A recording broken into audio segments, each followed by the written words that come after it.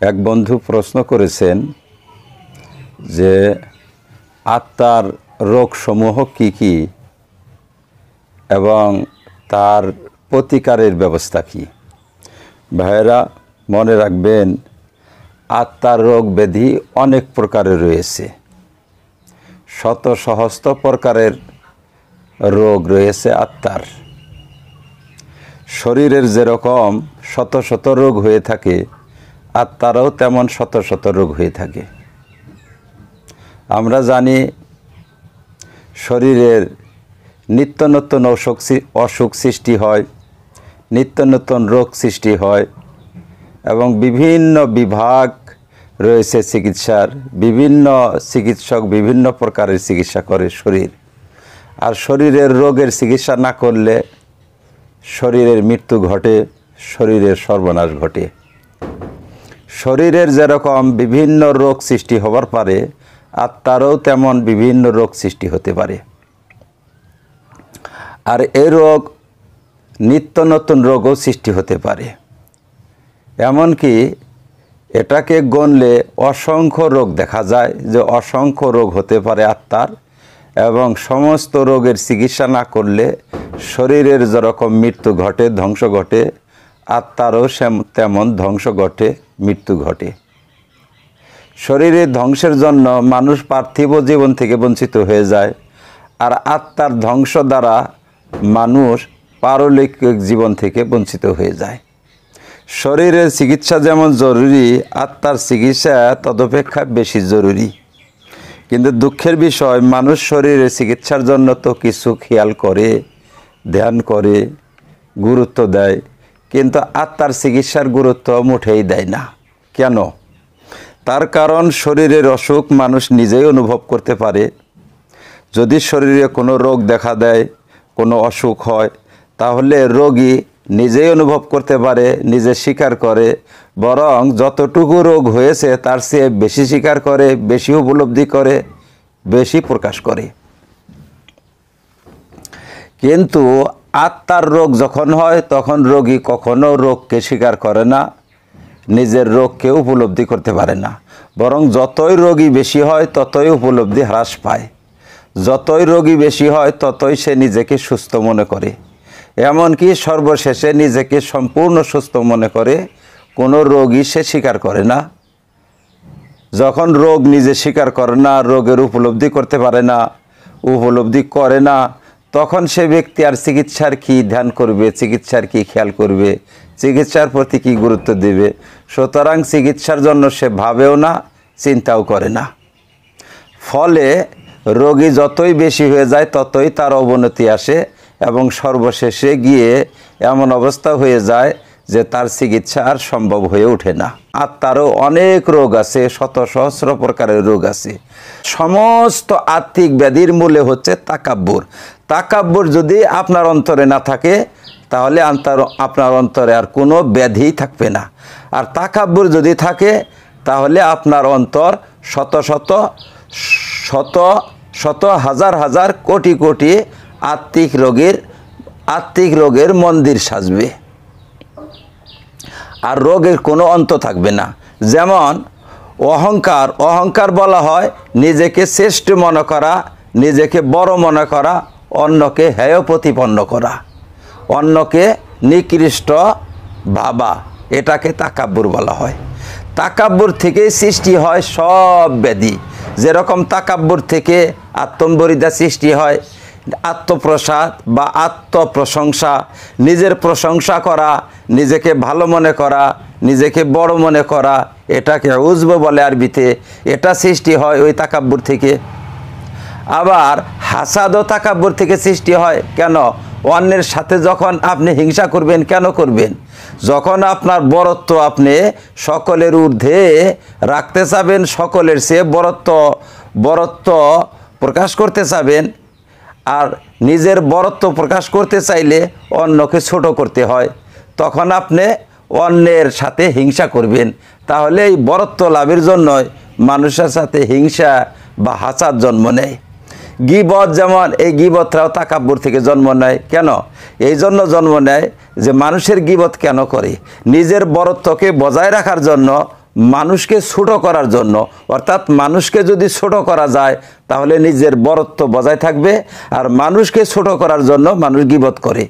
তাহলে আমরা দেখলাম কি, নিজের বরত্বকে বজায় রাখার জন্য মানুষের গীবত করে, আর গীবত দ্বারা মানুষকে ছোট করে, ফলে নিজের বরত্ব বহাল থাকে। তাহলে দেখা গেল যে তাকাব্বুর থেকেই এই গীবত সৃষ্টি হয়।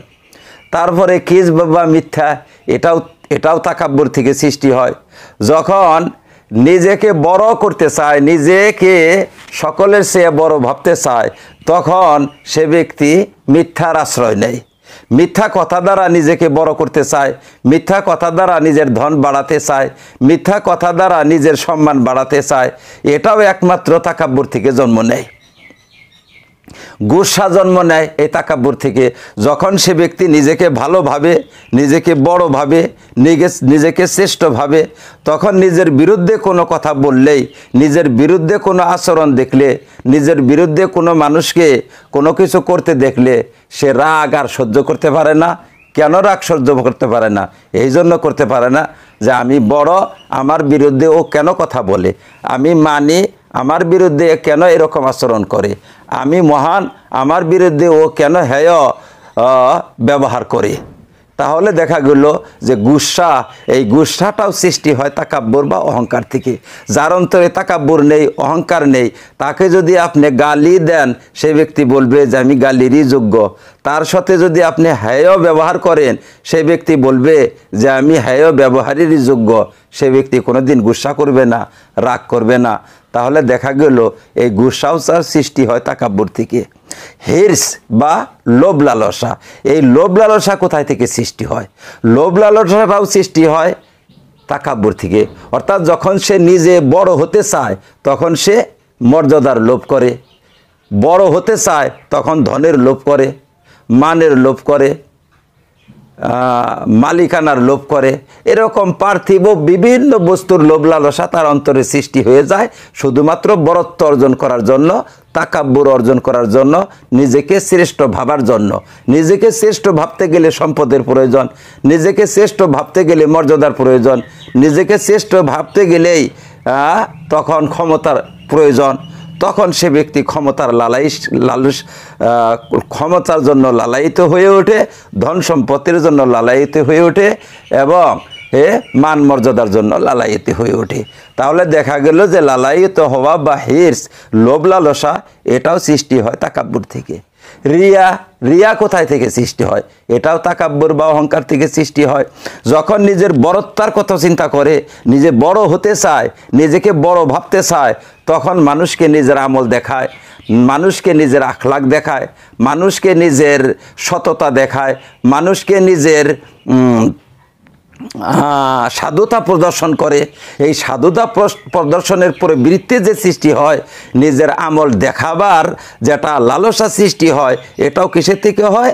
তাকাব্বুর এবং অহংকার থেকে। কারণ নিজে যদি বড় হতে চায় তাহলে আমল মানুষকে দেখাতে হবে, নিজের সততা প্রদর্শন করতে হবে, নিজের সাধুতা প্রদর্শন করতে হবে।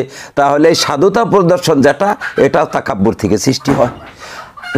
বুখল বা কৃপণতা, এই কৃপণতা কিসে থেকে সৃষ্টি হয়? এটাও তাকাব্বুর থেকে সৃষ্টি হয়। কেন? যখন মানুষ নিজে বড় হতে চায়, সকলের চেয়ে বড় হবে, সকলের চেয়ে মহান হবে, তখন সে ব্যক্তি বুকুল করে। কেন করে? সে ব্যক্তি এটা ভাবে যে আমি যদি দান করি তাহলে আমার মাল কমে যাবে, আমার সম্পদ কমে যাবে, তখন আমি ছোট হয়ে যাব, আমাকে বড় হতে হবে, সকলের চেয়ে উঁচু হতে হবে, সকলের উপর দিয়ে আমাকে থাকতে হবে। কাজে আমার ধন সম্পদ দান করা যাবে না, আমার ধন সম্পদ খরচ করা যাবে না, আমার ধন সম্পদকে রক্ষা করতে হবে। এখান থেকেই বুকুল বা কৃপণতা সৃষ্টি হয়ে যায়। হুব্বুদ দুনিয়া, দুনিয়ার প্রেম কিসে থেকে সৃষ্টি হয়? এটাও তাকাব্বুর বা অহংকার থেকে সৃষ্টি হয়। কেন?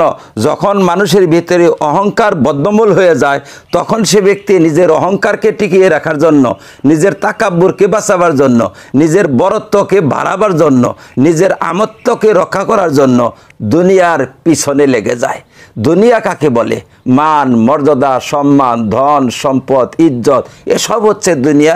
এসবের পিছনে সে ব্যক্তি পড়ে যায় এবং দুনিয়ার পিছনে পিছনে ঘুরে রাত দিন এক করে দুনিয়া অর্জন করতে চায়। তাহলে এটাও একমাত্র তাকাব্বুরকে ঠিক রাখার জন্য, বরত্ব অর্জনের জন্য, তাকাব্বুরের জন্যই দুনিয়ার প্রেম প্রীতি সৃষ্টি হয়ে যায়। তাহলে আমরা বুঝতে পারলাম যে সমস্ত কিছু যে সৃষ্টি হয়, এগুলো সৃষ্টি হয় একমাত্র তাকাব্বুর থেকে। তেমন মানুষের সাথে অধিক সংস্রব, এটা কিসের থেকে সৃষ্টি হয়? এটাও তাকাব্বুর থেকে সৃষ্টি হয়। যখন নিজের বরত্বকে বজায় রাখতে চায়, নিজের বরত্বকে বাড়াবার চায়, নিজের আমিত্বকে বাড়াবার চায়, তখন সে ব্যক্তি অযথা মানুষের সাথে মিলে, অযথা মানুষের সাথে উঠা বসা করে, অযথা মানুষের সাথে সংস্রব সৃষ্টি করে, অযথা মানুষের সাথে বন্ধুত্ব করতে চায়, অযথা মানুষের সাথে সম্পর্ক সৃষ্টি করতে চায়। কারণ মানুষ আমাকে ভালোবাসবে, মানুষ আমাকে বড় বলবে, মানুষের কাছে থেকে আমি ধন সম্পদ অর্জন করব, মানুষের সাথে আমি লিঙ্ক করব, যাতে আমার বরত্ব বজায় থাকে, আমার আমিত্ব বহাল থাকে। তাহলে দেখা গেল এটাও একমাত্র এই তাকাব্বুর থেকে সৃষ্টি হয়। তেমন শয়তানের আনুগত্য এবং প্রবৃত্তি আনুগত্য কিসে থেকে সৃষ্টি হয়? এটাও সৃষ্টি হয় তাকাব্বুর থেকে। যখন আপনার অন্তরের মধ্যে বরত্বর ভাব থাকে, তাকাব্বুর থাকে, অহংকার থাকে, তখন শয়তান আপনাকে এই তাকাব্বুরকে বজায় রাখার জন্য বিভিন্ন পাপ কাজে লিপ্ত করে, বিভিন্ন অসৎ কাজে লিপ্ত করে, যাতে এই অসৎ কাজ দ্বারা, পাপ দ্বারা এবং অসৎ আচরণ দ্বারা আপনার বরত্বকে বহাল রাখতে পারেন, আপনার অহংকারকে বহাল রাখতে পারেন, আপনার আমিত্বকে আপনি বাড়াতে পারেন। শয়তান তখন আপনার পিছনে লেগে যায়। যদি আপনার বরত্বই না থাকে, অহংকার যদি না থাকে, তাহলে শয়তানও আপনার সাথে কোনো কিছু করতে পারে না। যেমন শয়তান চুরি করতে বলবে, আপনার ধনেরই লিপ্সা নেই। শয়তান আপনাকে মানুষের সাথে হিংসা করতে বলবে, আপনার বরত্বর আশা নেই, হিংসা কেন করবেন? আপনি মানুষের গীবত করবেন, যদি আপনার বরত্বরই আশা নেই, তাহলে শয়তানের কথায় আপনি কেন গীবত করবেন? তাহলে দেখা গেল শয়তান যত পাপ কাজে লাগায়, এটার মূলে হচ্ছে অহংকার বা বরত্ব। যদি আমাদের অন্তরে বরত্ব বা অহংকার যদি না থাকে, আমিত্ব না থাকে, তাহলে শয়তানও আমাদেরকে পাপ কাজে লিপ্ত করতে সমর্থ হয় না। ঠিক তেমন ইত্তেবায়ে নফস বা প্রবৃত্তির দাসত্ব, এটাও সৃষ্টি হয় অহংকার থেকে। আমাদের অন্তরে যদি অহংকার না থাকে, তাহলে আমরা প্রবৃত্তির দাসত্বই করব না। কারণ প্রবৃত্তি আমাকে দেখাবে যে এই মালটা অর্জন করলে তুমি বড় হতে পারবে, এই মানটা অর্জন করতে পারলে তুমি বড় হতে পারবে, এই ব্যক্তিকে হিংসা করলে তুমি বড় হতে পারবে, অমকের গীবত করলে তোমার বরত্ব বজায় থাকবে, বা অমকের চুগলখুরি করলে তোমার বরত্ব বজায় থাকবে। নফস যখন আপনার বরত্বরই আশা নেই, যখন আপনার অন্তরই অহংকার মুক্ত, যখন আপনার অন্তরই তাকাব্বুর মুক্ত, তখন প্রবৃত্তিও আপনাকে আর কোনো পাপ কাজে লিপ্ত করতে পারে না। তাহলে আমরা দেখতে পারলাম যে সমস্ত আত্মিক রোগের মূল হচ্ছে তাকাব্বুর। আর তাকাব্বুরের চিকিৎসা যদি করতে পারি, তাহলে সমস্ত আত্মিক রোগের চিকিৎসা আপনা আপনি হয়ে যাবে। অবশ্য প্রত্যেক রোগের জন্য ভিন্ন ভিন্ন চিকিৎসা মুহাত্তাগণ বলেছেন। একটি ভিডিওর মধ্যে সমস্ত রোগের চিকিৎসা বর্ণনা করা সম্ভব নয়, কাজে আমরা অহংকারের চিকিৎসাটা বলবো, আর তারপরে বাদ বাকি রোগের চিকিৎসা সময় সুযোগে ইনশাআল্লাহ আমরা বলে থাকব। একটাকে চিকিৎসা যদি আমরা করতে পারি, তাহলে সমস্ত রোগের চিকিৎসা আমাদের হয়ে যাবে। তাকাব্বুরের চিকিৎসা আমরা কি দিয়ে করব? তাকাব্বুরের চিকিৎসার প্রণালী হচ্ছে যে আমাদেরকে ছোট লোকের সাথে, ফকিরদের সাথে, গরিবদের সাথে, দুঃখীদের সাথে উঠা বসা করতে হবে। আমরা যদি ছোট লোক এবং ফকির মিসকিন গরিবের সাথে উঠা বসা করি, তাহলে আমাদের অন্তর থেকে তাকাব্বুর হ্রাস পাবে। এবং মানুষের সবসময় সেবা শুশ্রূষা করতে হবে, মানুষের জুতা স্যান্ডেল সোজা করে দিতে হবে, মানুষের খেদমত করতে হবে, মানুষের উপকার করতে হবে। এটা হচ্ছে 2 নম্বর।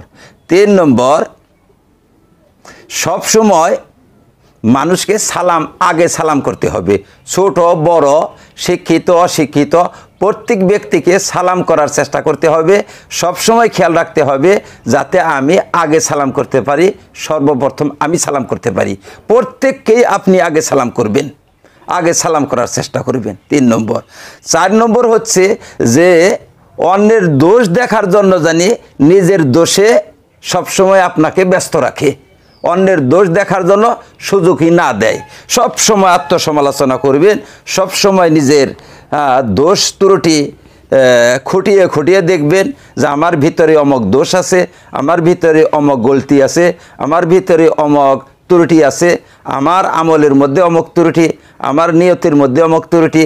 আত্মজীবনী সবসময় আত্মসমালোচনা করবেন, সবসময় নিজের আমলের সমালোচনা করবেন, সবসময় নিজের দোষ ত্রুটি। আর আপনার দোষ ত্রুটি তো আপনি জানেন, কাজে আপনার দোষ ত্রুটিগুলো নিয়ে আপনি সব সময় আত্মসমালোচনায় লিপ্ত থাকবেন। এবং সাথে সাথে আপনি সবসময় মানুষের সামনে ছোট হওয়ার চেষ্টা করবেন এবং ভাববেন যে আমি যতই বরত্ব অবলম্বন করি না কেন, এই বরত্ব আমার জন্য শোভা পায় না, এই বরত্ব আমার থাকবে না। আমি কিভাবে বরত্ব অবলম্বন করতে পারি? আমার শুরু কি ছিল এবং আমার শেষ কি? আমার শুরু হচ্ছে 1 ফোঁটা নাপাক পানি, আর আমার শেষ হচ্ছে কিরা মকুরার পাখানা, কীটের পাখানা আমার শেষ। আর আমি কি দিয়ে আমি অহংকার করব? আমার ভিতরের যে সমস্ত দোষ ত্রুটি আছে সে সমস্ত দিকে লক্ষ্য রাখবে। আমাদের ভিতর থেকে কত ধরনের নাপাক বের হয়, কত ধরনের মল ময়লা বের হয়, কত ধরনের খারাপ জিনিস ভিতরে আল্লাহ পাক ঢেকে রেখেছেন, এই সমস্ত জিনিসের কথা খেয়াল করবে। যার ভিতরে মলমূত্রে ভরা, যার ভিতরে নাপাক বস্তু দ্বারা ভরা, সে কি আর অহংকার করতে পারে? সে কি বরত্ব প্রকাশ করতে পারে? যে ছিল একদিন 1 ফোঁটা নাপাক পানি এবং পরিণামে আবার সে হবে কি হবে? সে পরিণামে হবে কীটের আধার। সে কি অহংকার করতে পারে? এই সমস্ত শারীরিক ত্রুটি, মানসিক ত্রুটি, চারিত্রিক ত্রুটি, সমস্ত ত্রুটি বিচ্যুতি স্মরণ করবে এবং সব সময় নিজে নম্রতা অবলম্বন করার চেষ্টা করবে, নিজেকে ভর্ৎসনা করবে, নিজেকে হেয় প্রতিপন্ন করবে, নিজের নফসকে সবসময় গাইলমন্দ দিবে এবং বলবে যে তুই কোন আক্কেলে বরত্ব প্রকাশ করস, তুই কোন আক্কেলে অহংকার করস, তোর শুরুর কথা তুই মনে করস না? তোর শুরুটা যদি মানুষে দেখতো তাহলে ঘৃণায় বাঁচত না।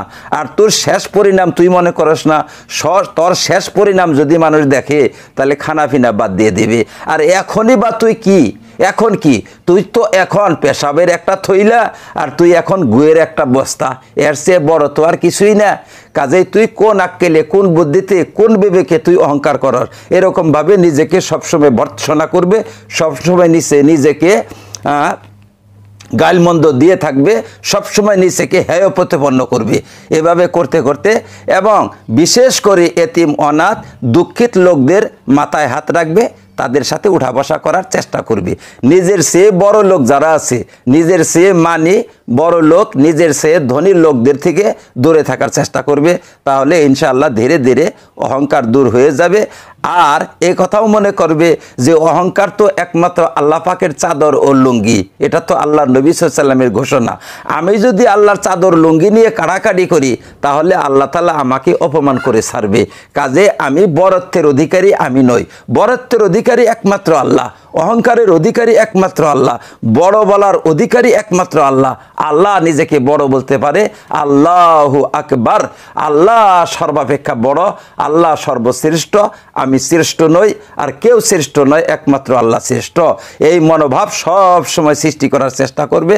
আশা করি আপনারা তাকাব্বুরের চিকিৎসা করতে পারলে তাহলে সমস্ত আত্মিক রোগ থেকে আত্মরক্ষা করতে পারবেন। আল্লাহ তাআলা আমাদেরকে সর্বপ্রকার আত্মব্যাধি থেকে, রুহানি রোগ থেকে আত্মরক্ষা করার তৌফিক দান করুন। আমিন। ওয়া আখিরু দাওয়ানা আনিল হামদুলিল্লাহি রাব্বিল আলামিন।